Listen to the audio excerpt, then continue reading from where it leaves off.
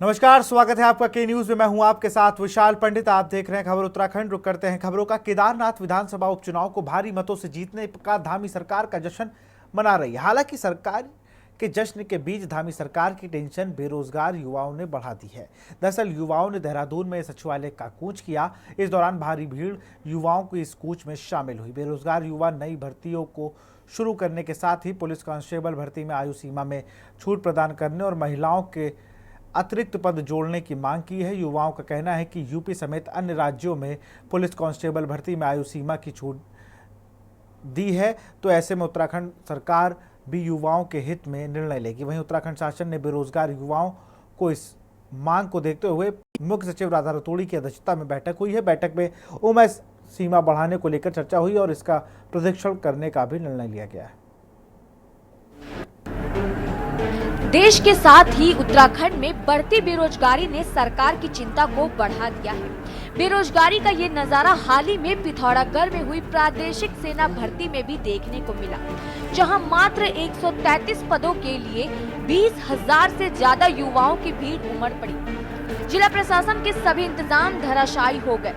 युवाओं की इतनी बड़ी भीड़ इस भर्ती में उमड़ेगी, इसका अंदाजा न सेना को था और न जिला प्रशासन को। बावजूद इसके राज्य के मुख्यमंत्री पुष्कर सिंह धामी का दावा है कि राज्य में बेरोजगारी दर 4.4% घटी है। राज्य सरकार ने राष्ट्रीय औसत को पीछे छोड़ते हुए 19,000 के करीब भर्तियां भी कर दी हैं और ये प्रक्रिया लगातार जारी है। हालांकि कांग्रेस मुख्यमंत्री के इन दावों का हवा हवाई बताते हुए सरकार को युवा विरोधी बता रही है। बेरोजगारी दर हमारी कम हुई है, 4.4% क्या डिडक्शन हुआ है, उसमें कमी आई है। राष्ट्रीय जो औसत है उससे भी उसको भी हमने पीछे छोड़ा है। रोजगार देने के मामले में लगभग 19,000 भर्तियां पिछले 2.5-3 सालों में संपन्न हो गई। नकल का अध्यादेश हमने कराया। हम भूमि का कानून बना रहे हैं। आप देख रहे होंगे भूमि का कानून जब आएगा तब आएगा, लेकिन उससे पहले ही तमाम जमीनें जो है जिन्होंने गलत तरीके से खरीद रखी है जब तो हो रही है। अखबारों में पढ़ रहे हैं ना, और हम जल्दी जो है भूमि का कानून भी लेकर। जो दावे हैं हवा हवाई दावे हैं इनके। जो बेरोजगारी का आंकड़ा वो तो दिन प्रतिदिन बढ़ता जा रहा है। आपने इन्वेस्टर समिट किया देहरादून के अंदर, करोड़ों रुपए खर्च कर दिए। उद्योगपतियों ने उनको आपने बुलाया यहाँ पे। आप ये आज तक नहीं बता पाए कि राज्य के अंदर कितने उद्योग लगे हैं, कितने बेरोजगारों को रोजगार मिला है, कितना पलायन यहाँ से रुका हुआ है। पिथौरागढ़ के अंदर जिस प्रकार से बेरोजगारों का समूह, पूरा जन समूह उभरा है वहाँ पर, लेकिन सरकार उनकी व्यवस्था नहीं कर पाई। कई लोग उसमें चोटिल हो गए, कई लोग उसमें घायल हो गए हैं। तो सरकार की कोई व्यवस्था नहीं थी, अव्यवस्था ही थी। पूरे प्रदेश के अंदर जिस प्रकार से बेरोजगारी दर बढ़ी है वो एक चिंता का विषय है। जब राज्य के अंदर रोजगार लोगों को नहीं मिल पाएगा तो यहाँ से पलायन भी होगा। पलायन रोकने की बड़ी बड़ी बातें सरकार कर रहे हैं। इन्होंने पलायन आयोग भी खोला, लेकिन पलायन आयोग के इनके दफ्तर में खुद ताला लग चुका है। बेरोजगारी दर कहां से घटी है? अभी आप हाल ही में आप देखो, जिनको इन्होंने ज्वाइनिंग पत्र दिए हैं, ज्वाइनिंग लेटर दिए हैं, खुद मुख्यमंत्री ने करोड़ों का कार्यक्रम करवाया था, और आज भी कई उसमें युवा हैं जिनको जो है ज्वाइनिंग लेटर नहीं मिले हैं मुख्यमंत्री धामी के हाथों में देने के बावजूद भी उनकी ज्वाइनिंग नहीं हो पा रही है। तो अपने आप में ये दिखाते कुछ और है और करते कुछ और है। लेकिन कम से कम ये जो भीड़ आपको दिख रही होगी, रोकने के बावजूद भी प्रदेश का युवा डर नहीं रहा है, तो वो सिर्फ इसलिए क्योंकि यहाँ पर जो है बेरोजगारी है, यहाँ पर जो है उनको भागीदारी करनी है। और हम इनसे ये थोड़ी बोल रहे हैं आप पद जोड़िए, हम तो भागीदारी चाहते हैं कि भाई प्रदेश का युवा इस भर्ती में कम से कम भागीदार बने। आपको बता दें कि उत्तराखंड बेरोजगार संघ पिछले लंबे समय से आंदोलन कर रहा है। इसी कड़ी में सोमवार को भी बेरोजगार युवाओं ने देहरादून में सचिवालय का कूच किया। इस दौरान भारी भीड़ युवाओं की इस कूच में शामिल हुई। बेरोजगार युवा नई भर्तियों को शुरू करने के साथ ही पुलिस कांस्टेबल भर्ती में आयु सीमा में छूट प्रदान करने और महिलाओं के अतिरिक्त पद जोड़ने की मांग की गई है। युवाओं का कहना है कि यूपी समेत अन्य राज्यों ने पुलिस कांस्टेबल भर्ती में आयु सीमा की छूट दी है, तो ऐसे में उत्तराखंड सरकार को भी युवाओं के हित में निर्णय लेना चाहिए। सती है, मैं अल्मोड़ा का रहने वाला हूँ। अब ना युवा इसमें भागीदारी नहीं मांग रहा, अपना रोजगार के लिए, वो कह रहा है अवसर तो दो एटलीस्ट हमें एक बार, जिसके अंदर कैपेबिलिटी होगी वो क्वालिफाई होगा, जिसके अंदर नहीं होगी तो नहीं होगा, पर उनको अवसर तो दो एक बार, ये अवसर भी नहीं दे रहे हैं। इसलिए आज यहाँ पे युवा एकत्रित हुआ है, लेकिन फिर भी तानाशाही चल रही है। वहाँ गांधी पार्क से लेकर यहाँ तक लोगों को रोका जा रहा है, पुलिस बल देखा जाए कितना तैनात है, लेकिन वो दिक्कत कर रहा है कहीं ना कहीं। लेकिन हमारा बेरोजगार भाई कहीं ना कहीं आगे और आंदोलन करेगा। सरकार को इसमें सशक्त होने की जरूरत है। सब लोग इकट्ठा होकर काम कर रहे हैं और आगे भी करते रहे। देखिए, उत्तराखंड का बहुत बड़ा दुर्भाग्य है, पुलिस के माध्यम से युवाओं को दमन कर रहे हैं। युवाओं की मांगों पर पुलिस द्वारा डराया जा रहा है, धमकियां दी जा रही है। अभी हमारा जो आज का था गांधी पार्क से होना था, और पुलिस द्वारा युवाओं को डरा के को पकड़ कर यहाँ पटक दिए जा रहे हैं। तो आप देख सकते हैं, बहुत हमारे उत्तराखंड के लिए बहुत बड़ी दुर्भाग्य है। युवाओं की जो मांग है, क्यों सरकार उसे संज्ञान में नहीं ले रही है। हम उनका घर थोड़ी मांग रहे हैं, उनसे पैसा मांग रहे हैं या उनका कोई बैंक बैलेंस मांग रहे हैं। अरे हम तो जायज मांग रहे। जिस प्रकार से यूपी में बढ़ा रही, हिमाचल में बढ़ा रही, राजस्थान में बढ़ा, उत्तराखंड भी बढ़ा दो। अगर 28 साल का 27 साल का लड़का 18 फीट लॉन्ग जंप मार सकता है, तो उसे मौका क्यों नहीं दिया जा रहा? अगर आप 18-19 साल का लड़का को आप मौका दे रहे हो, पूरा दो ना, 22 साल के लड़के को दे रहे हो आप, तो पूरा 28 साल तक कम से कम मौका देना चाहिए। एक मौका, अवसर मांग रहे हैं ना, सब युवाओं को एक बार अवसर दो। 2000 पद बहुत होते। प्रदेश में बेरोजगारी की स्थिति नियंत्रण से बाहर है। बेरोजगार कार्यालयों में 8 लाख से ज्यादा पंजीकृत बेरोजगारों की फौज है। पिछले 7 सालों से भर्तियां निकल नहीं रही हैं, केवल एडवर्ट बेस्ड भर्तियां हैं, वो भी सारे हमारे सरकार के प्रदर्शन कर रहे हैं। सरकार के कान पे जू नहीं रेंग रही है। संवैधानिक लोकतंत्र के तहत बेरोजगार धरने पे बैठ रहे हैं, वहाँ भी पुलिसिया प्रताड़ना झेलने के लिए वो मजबूर हैं। आखिर बेरोजगारों की प्रदेश के अंदर कौन सुनेगा? सरकार तो सुन नहीं रही। बेरोजगारों की क्या बेहतरता है, उसके लिए हमारी सरकार कार्य किया है। और चाहे हम रोजगार देने की बात करें, चाहे स्वरोजगार की बात करें, हर दृष्टि से माननीय पुष्कर सिंह धामी जी की सरकार ने बेरोजगार को सरकारी नौकरी देने का भी काम किया है, स्वरोजगार भी उपलब्ध कराने का काम किया है।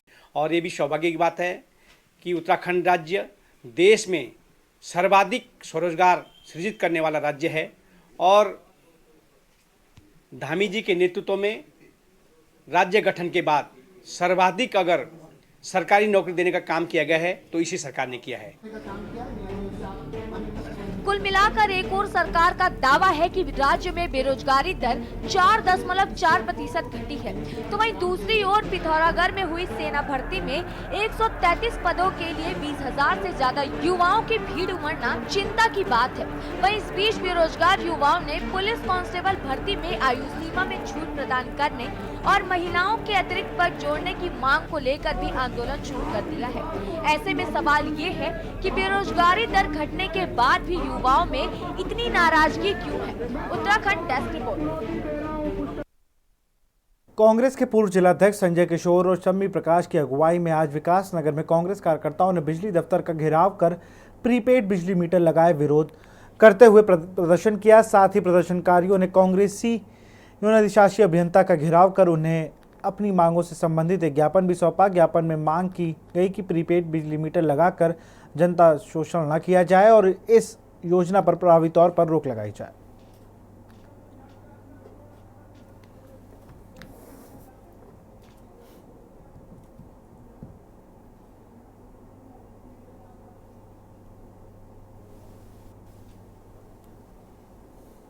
देखिए, बहुत ही दुर्भाग्य की बात है कि जिस प्रकार से लोग बहुमत देकर भाजपा की सरकारें बना रहे हैं और भाजपा उल्टा आम जन को लूटने में लगी है। सड़क, बिजली, पानी, शिक्षा, ये मूलभूत अधिकार हैं व्यक्ति के, और आज ये उसमें एक मूलभूत अधिकार बिजली है जो महत्वपूर्ण है, उसका व्यापारीकरण कर रहे हैं, उसका निजीकरण कर रहे हैं। उसे प्रीपेड मीटर के थ्रू उसको शुरू में चार्ज, जैसे हम मोबाइल करते हैं, जितना करोगे चार्ज उतना जलेगा, और नहीं तो आदमी रहेगा अंधेरे में।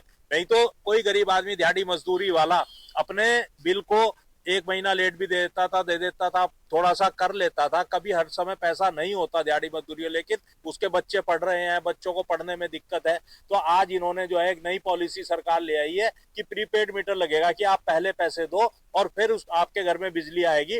तो कांग्रेस पार्टी के सभी कार्यकर्ता उसका पुरजोर विरोध करते हैं और आम जन से अपील करते हैं कि जागने की जरूरत है, क्योंकि वो दिन दूर नहीं जब भारतीय जनता पार्टी पानी के मीटर पे भी प्रीपेड लाकर आपको पानी पीने के लिए भी पहले पैसा देना पड़ेगा। इस हिंदुस्तान के अंदर अभी भी समय है, जाग जाओ, और जागना बहुत जरूरी है। खबर नैनीताल से है, जहां उत्तराखंड हाईकोर्ट ने हल्द्वानी के बन भूलपुरा कांड के साजिशकर्ता मुख्य आरोपी अब्दुल मलिक की जमानत याचिका पर सुनवाई करते हुए कोर्ट की एकल पीठ ने राज की भूमि खुर्द-बुर्द करने के मामले में उन्हें जमानत दे दी है, लेकिन दंगा फैलाने के मामले में उनकी अभी जमानत नहीं हुई। आपको बता दें कि अब्दुल मलिक के खिलाफ बनभूलपुरा दंगे के समय 4 मुकदमे दर्ज हुए थे, जिसमें से एक मामले में यह भी था। मलिक ने कोर्ट रचित झूठे सत्यापत्र के आधार पर राज की भूमि को हड़पने का कार्य किया था।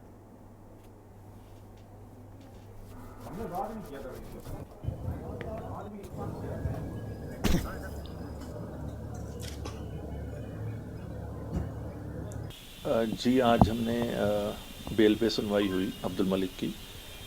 इस मामले में अब्दुल मलिक के ऊपर ये आरोप था कि उन्होंने बनभूलपुरा में जो सरकारी भूमि है उसको खुर्द-बुर्द किया है और दीगर व्यक्तियों को बेचा है, और इसीलिए उनके ऊपर एक 420, 467, 478 की एफआईआर दर्ज हुई थी। तो उसी पर आज सुनवाई करते हुए कोर्ट ने जमानत उनकी स्वीकार कर ली है। हमारा ये सबमिशन था कोर्ट के सामने कि ऐसा कोई दस्तावेज और ऐसा कोई भी डॉक्यूमेंट सरकार की तरफ से नहीं दिखाया गया जिसमें ये दर्शित हो सके कि उन्होंने फर्जीवाड़ा करके जो सरकारी भूमि को अन्य व्यक्तियों को बेचा है। खबर देहरादून से है, जहां उत्तराखंड पुलिस को आज नया मुखिया मिल गया। वरिष्ठ आईपीएस अधिकारी दीपम सेठ उत्तराखंड के 13वें डीजीपी बन गए हैं। गृह विभाग की ओर से आदेश जारी होने के साथ ही उन्होंने कार्यभार भी ग्रहण किया। एडीजी दीपम सेठ ने केंद्रीय प्रतिनियुक्ति से लौटकर मूल कैडर ज्वाइन किया है। ज्वाइन करते ही उन्होंने पुलिस के 13वें मुखिया की जिम्मेदारी भी दी गई।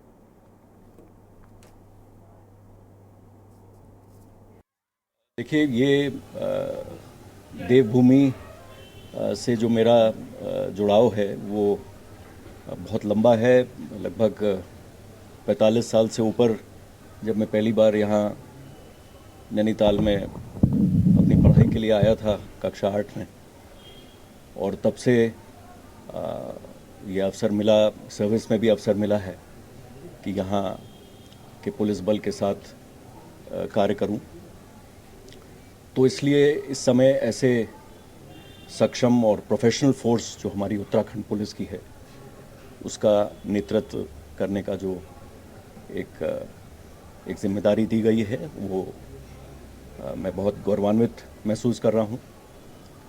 और जहाँ तक आपने प्राथमिकताएं की बात करी, तो ट्रेडिशनल पुलिसिंग की बड़ी क्लियर प्रायोरिटीज़ रहती हैं। उत्तराखंड में सशक्त भू कानून की शुरुआत सरकार द्वारा विशेष परमिशन से खरीदी गई जमीनों की जांच शुरू की गई है। इसी के तहत कुमाऊं मंडल क्षेत्र में 250 वर्ग मीटर से अधिक और विशेष अनुमति से खरीदी गई जमीनों की जांच के लिए कमिश्नर दीपक रावत ने कुमाऊं मंडल के सभी जिलों के अधिकारियों की बैठक करी। काठगोदाम सर्किट हाउस में हुई बैठक में कुमाऊं के विभिन्न जिलों से आए अधिकारियों ने दीपक रावत के समक्ष विशेष अनुमति के उल्लंघन के मामले रखे।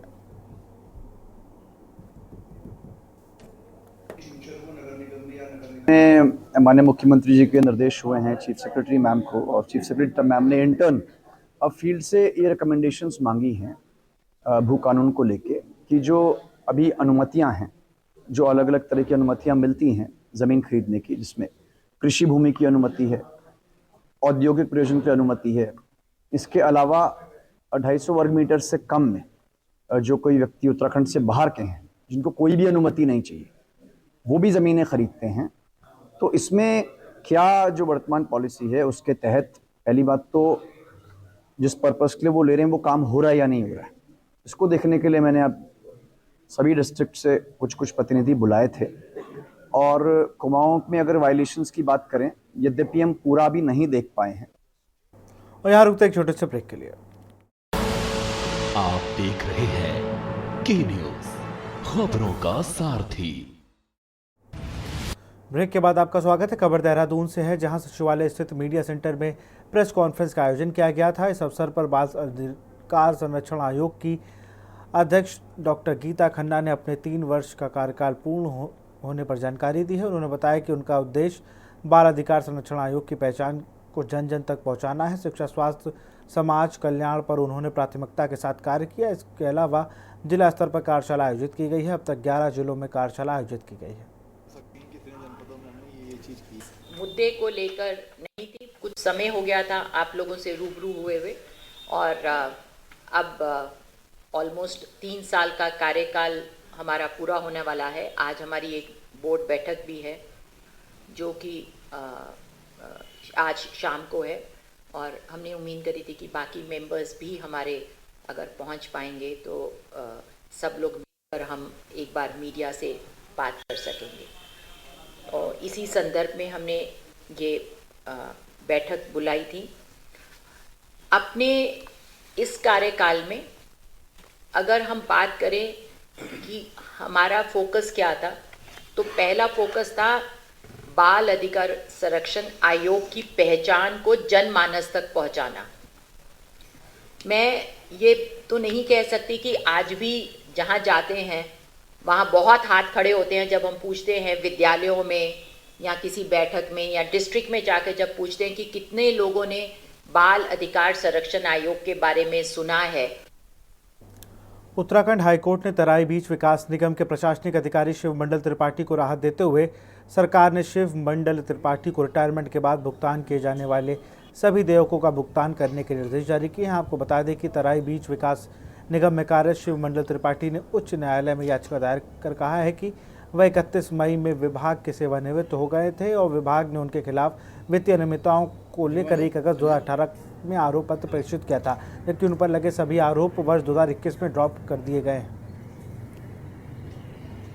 जो पेटिशनर था वो एम्प्लॉय था Uttarakhand seeds and Terai development corporation का। 31/5/2017 को वो रिटायर हो गया सर्विस में से। कुछ फाइनेंशियल इरेगुलरिटीज़ को लेके उनने एक हमारे अगेंस्ट एक आरोप पत्र 1 अगस्त 2018 को प्रेषित करा, जो कि चार्जेस हमारे खिलाफ ड्रॉप हो गए। 2021 में हमारे खिलाफ सितंबर में वो चार्जेस ड्रॉप कर दिए गए। तो कोर्ट ने ये इसमें व्यू दिया। हमारा ये कहना था कि जब रिटायरमेंट हो गया, रिटायरमेंट के बाद उसके अगेंस्ट कोई भी डिसिप्लिनरी प्रोसीडिंग्स नहीं चल सकती। ये सुप्रीम कोर्ट का ऑनरेबल एपेक्स कोर्ट का इसमें बहुत सारे जजमेंट्स हैं जो कहते हैं कि अगर कोई अनेबलिंग प्रोविजन ना हो सर्विस रूल्स में, तो उसके बाद आपकी जो प्रोसीडिंग्स हैं डिसिप्लिनरी प्रोसीडिंग्स वो चल नहीं सकती हैं। इसी ग्राउंड में कोर्ट ने हमें अलाउ कर दी हमारी रेट, और जितने भी रिटायर्ड ड्यूज उनके पेंडिंग थे, रोक रखे थे, वो सब देने के आदेश कर दिए। पहाड़ी इलाकों में आने वाले भूकंप से बचाव के लिए अब उत्तराखंड में नए प्रयोग शुरू हो गए हैं। बीते कई सालों से उत्तराखंड में कई बड़े भूकंप आ रहे हैं। ऐसे में रुड़की के केंद्रीय भवन अनुसंधान संस्थान में भूकंप रोधी इमारतें बनाने के लिए नया प्रयोग शुरू किया गया है। अधिकारियों के मुताबिक यहाँ हो रही अनुसंधान और विकसित किए जा रही प्रौद्योगिकी से भूकंप के दौरान इंसानों का नुकसान कम होने में मदद मिलेगी। उत्तराखंड के रुड़की में केंद्रीय भवन अनुसंधान संस्थान यानी CBRI के अहाते में राष्ट्रीय भूकंप इंजीनियरिंग परीक्षण सुविधा है। इसका मकसद भूकंप रोधी इमारतों की डिजाइन तैयार करना है। CBRI रुड़की में 3 मंजिली प्रीकास्ट बिल्डिंग और 2 मंजिली 3D कंक्रीट प्रिंटेड बिल्डिंग पर भूकंप की स्थिति में हालात की जांच की जाएगी। परियोजना में शामिल वैज्ञानिकों के मुताबिक ये अत्याधुनिक सुविधाएं भारत में अपनी तरह की पहली है। अपने देश में टोटल 56% क्षेत्र में भूकंप आने की संभावना है। तो जो भी टेक्नोलॉजीज यहाँ पे CSIR CBRI में डेवलप हो रहे हैं वो उन सभी क्षेत्रों के लिए उपयोगी रहेंगे। तो ये हम लोग रूरल हाउसिंग के ऊपर कर रहे हैं और अर्बन हाउसिंग जो मल्टी स्टोरी बिल्डिंग्स बन रहे हैं उसके ऊपर भी कर रहे हैं। सो 2-3 मंजिल उससे लेके मतलब 30-40 मंजिल तक जितने भी घर है उसके लिए जो टेक्नोलॉजीज यहाँ बन रहे हैं वो बहुत उपयोगी होंगे। जहाँ पे जोन 3, जोन 4, जोन 5 है अर्थक्वेक का, तो उस जगह पे ये यूज कर सकते हैं। अधिकारियों के मुताबिक यहाँ हो रहे अनुसंधान और विकसित की जा रही प्रौद्योगिकी से भूकंप के दौरान इंसानों का नुकसान कम होने में मदद मिलेगी। विश्व भर में हर एक जगह पे दिन में 332 जितने भूकंप होते हैं हर रोज। तो ऐसा नहीं कि कभी मात्रा बढ़ी है कि घटी है, लेकिन जब भूकंप इस प्रकार का क्षेत्र में होता है जहाँ पर आबादी बसी है, वहाँ पर तब तकलीफ होती है। और जहाँ आबादी बसी है वहाँ पर जहाँ पर मकान बने हैं, मकान इस तरह से बनना चाहिए कि भूकंप का एक प्रतिरोधक भी हो और उसमें जो है उसमें एक रेसिस्टेंस की एक शक्ति भी हो। तो इस टाइप की टेक्नोलॉजी जो है ह्यूमन लाइफ लॉस में भी और इंजरी में भी कम करने में बहुत ही उपयोगी साबित होगी। CBRI के मुताबिक राष्ट्रीय भूकंप इंजीनियरिंग परीक्षण सुविधा भूकंप की अलग अलग स्थितियों में 4 मंजिली ऊंची इमारतों पर असर का मूल्यांकन कर सकती है। एक मंजिल के लिए ये टेस्ट करना अभी हमारे देश में होता था, पर वो ठीक नहीं है। तो हमें कम से कम 3 या 4 मंजिल की बिल्डिंग बना के उसको फुल स्केल में टेस्ट करना जरूरी है। तो उसके लिए ये हमने national earthquake engineering test facility यहाँ क्रिएट की है, जिसमें कि 14 मीटर ऊंची रिएक्शन वॉल है। उसमें 150 टन के कुल एक्चुएटर्स लगे हुए हैं, जो कि भूकंप की जो दिशा है उसको सिमुलेट करते हैं, और वो full scale building up to 4 storey हम यहाँ टेस्ट कर सकते हैं, जो कि उसमें हमें पता चलेगा कि उसमें कुछ कमी पेशी है तो उसको पूरी करके हम आगे के लिए तैयार हो। CBRI के मुताबिक ये समझने के लिए विस्तार से शोध किया जा रहा है कि अलग अलग 3D प्रिंटिंग प्रक्रियाएं सामानों के यांत्रिक गुणों पर कैसे असर डालती है।